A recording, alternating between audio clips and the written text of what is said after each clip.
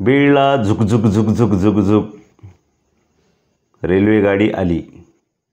मित्रांनो, गेल्या 50 वर्षापासून बीड जिल्हावासियांचं एकच स्वप्न होतं आणि ते स्वप्न म्हणजे बीडला रेल्वे येणे। कारण जिल्ह्याचा विकास करायचा असेल, परिसराचा विकास करायचा असेल, वैयक्तिक विकास करायचा असेल तर त्यासाठी कनेक्टिव्हिटी लागते आणि ती कनेक्टिव्हिटी म्हणजे रेल्वेशिवाय कोणत्याही वाहनाने होत नाही। त्याचं कारण असं की रेल्वेने जो कच्चा माल येणारा असतो तो कच्चा माल स्वस्तात पडतो आणि तो स्वस्तात पडणारा कच्चा माल त्याच्यावर प्रक्रिया करून पक्क्या मालामध्ये त्याचं रूपांतर केलं जातं आणि ग्राहकांना ते सोयीस्कर पडतं, स्वस्त पडतं। म्हणूनच गेल्या 50 वर्षापासून जे जिल्हावासियांचं स्वप्न होतं ते स्वप्न आज थोड्या का होईना पण साकार झालं असं म्हणावं लागेल। कारण गेल्या 50 वर्षामध्ये खूप लोकांचं बलिदान आहे, खूप लोकांचा त्याग आहे आणि खूप लोकांनी यासाठी संघर्ष केला आहे। आणि बीड जिल्हा कृती संघर्ष समिती म्हणून गेल्या 50 वर्षापासून काम करते। त्यामध्ये आपण प्रमुख लोकांचे नावं बघूया। त्यामध्ये तत्कालीन खासदार केशरकाकू क्षीरसागर असतील, त्यानंतर आमदार बुरांडे असतील किंवा पूर्वीचे जिल्ह्याचे जे काही उपमुख्यमंत्री होते गोपीनाथराव मुंडे असतील, तसेच या कृती समितीमध्ये काही पत्रकार असतील, काही समाजसेवक असतील, वेगवेगळ्या क्षेत्रामध्ये काम करणारे लोक असतील, या सर्वांचा सिंहाचा वाटा या रेल्वेला बीडमध्ये आणण्यामध्ये आहे। कारण एकट्याचं हे रेल्वेमध्ये कुणाचंही एकाचं बलिदान नाही किंवा एकाला याचं श्रेय द्यायचं काम नाही।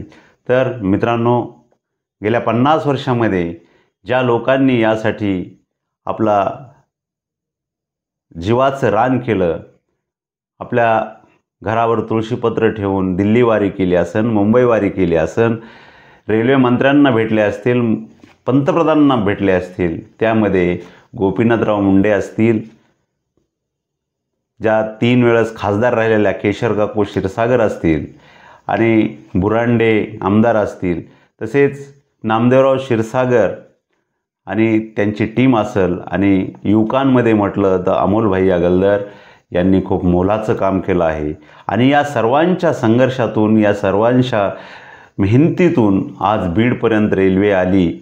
आणि या रेल्वेसाठी ज्या राज्य सरकारने आणि केंद्र सरकारने जो सिंहाचा वाटा उचलला, तो वाटा तत्कालीन मुख्यमंत्री विलासराव देशमुख यांनी त्या काळचे रेल्वे मंत्री लालू प्रसाद यादव यांच्याकडे एक निवेदन केलं की बीड परळी या रेल्वे मार्गासाठी आम्हाला केंद्राकडून 50% निधी द्या आणि आम्ही राज्य म्हणून 50% निधी उचलतो।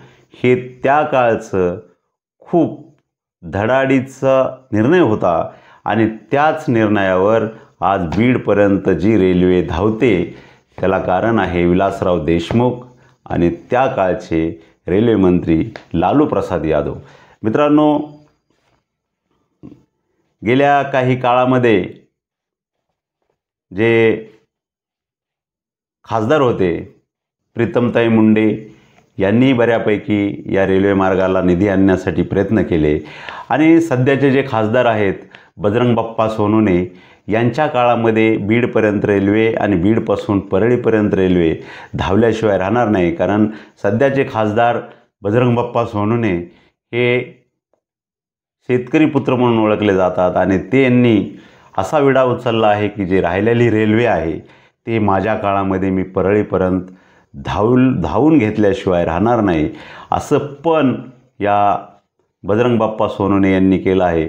मित्रांनो, गेल्या 50 वर्षाचा सीन काढण्याची संधी बीडकरांना आली आणि बीडमध्ये उद्घाटन कार्यक्रमामध्ये जे प्रमुख पाहुणे म्हणून किंवा ज्यांच्या हस्ते या रेल्वेला गती आहे, सध्याचे विद्यमान मुख्यमंत्री देवेंद्र भाऊ फडणवीस आणि बीडचे पालकमंत्री तथा महाराष्ट्र राज्याचे उपमुख्यमंत्री अजितदादा पवार यांना हा मान मिळाला आणि या दोघांच्या उपस्थितीमध्ये बीडची रेल्वे अहिल्यानगर या ठिकाणापर्यंत धावली आणि अहिल्यानगरवरून बीडपर्यंत धावली.